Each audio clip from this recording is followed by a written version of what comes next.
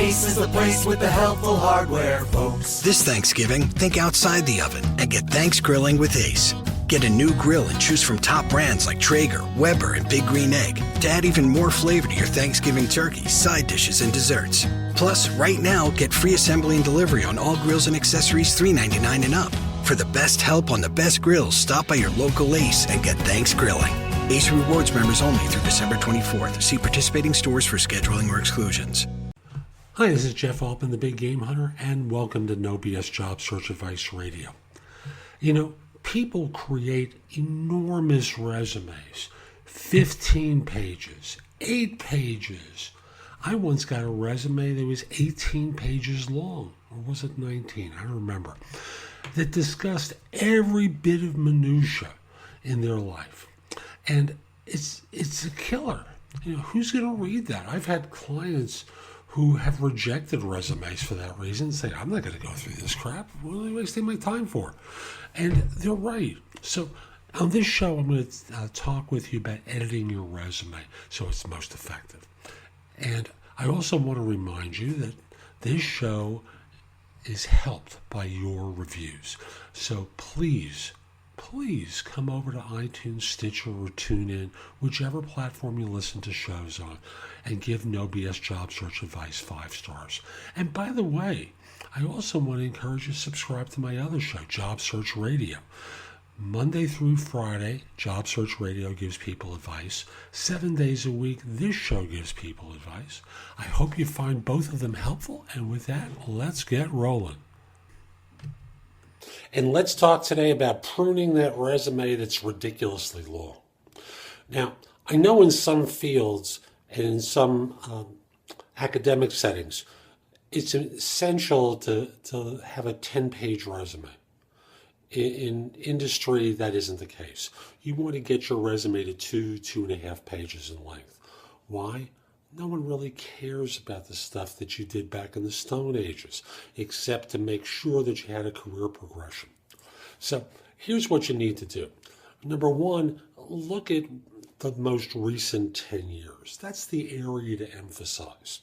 And anything before that, you can summarize with the statement, prior experience was as a fill in the blank with, and you can list 2 or 3 different firms from, and you list the dates.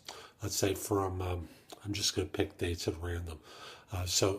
This is 2014 when I'm recording this, from 1996 to 2004. So what you're doing is indicating what you did prior to 2004 with a quick summary. Now, let's say your resume is 3, 4, or more pages, and it's just the past 10 years. Well, number one, I have to ask you a blunt question. Will anyone care what you did 9 years ago? Yeah, you did it, but does anyone care? Does this relate to the kind of position you're going for now? Is there any experience or any skill needed from 10 years ago that's pivotal to what you're going for today? Probably not. Now, if there is, you have to include it and just risk going to a long resume. But I must in all candor tell you, in many fields, it's completely irrelevant and it's your ego getting in the way. So you have to go in with a critical eye. You have to basically ask yourself, okay, this is the kind of job I'm going for. What's the background of people that they're looking for? Are the keywords going to pop up from what I did 10 years ago and cause people to not call me anyway? Or is this relevant to what I'm doing now? If it's irrelevant, get rid of it, minimize it. Just as I mentioned before, you can do much shorter descriptions of your work from anything in your past, in your extreme past, than what you demonstrate today. Most firms, when they're looking at evaluating someone and determining whether or not they're going to interview them, are looking at just the past few years. The filler is the old stuff. And if you look at their behavior, remember, they're not reading a resume. They're looking at screenshots on their computer screen. They're not printing it out to read it 95 times out of 100. What they're doing is reading it on a screen. How many page downs do you think they're doing? Not a lot. So The most important work is the past few years. As you get progressively past that, it becomes less relevant. Take a hatchet to it. Cut it down. You got to do it because it can only hurt you in the end. So that's today's show. I hope you found it helpful. And if you did, again, please give the show 5 stars in iTunes or Stitcher. It helps other people discover the show. It helps with rankings. And I also want to remind you, come join me at JobSearch.Coaching.HQ.com.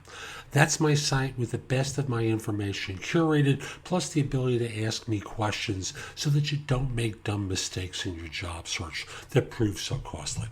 Now, I'll be back tomorrow with more. Hope you have a great day. Take care.